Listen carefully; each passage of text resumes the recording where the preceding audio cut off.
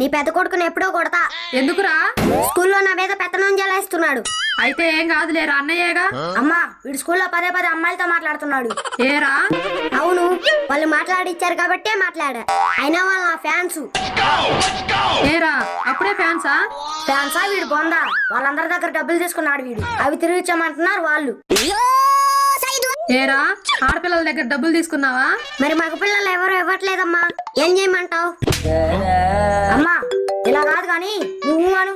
వీడిని నేను దారిలో పెడతా. వీడికి దారి నాడటమే సరిగ్గా రాదు, నన్ను దారిలో పెడతాడంట. ఏంట్రా నా తడాకా చూపించమంటావా? నాకు ఇప్పుడు టైం లేదు, మళ్ళీ వచ్చి చూస్తా. తమ్ముడు అని ఆలోచిస్తున్నా, నేనైతే అస్సలు ఆలోచించను. మరి చూసుకుందామా? ఆయనకిద్దరం ఒకేసారి స్నానం చేస్తాంగా, అప్పుడు ఎటు కనపడిద్దిలే.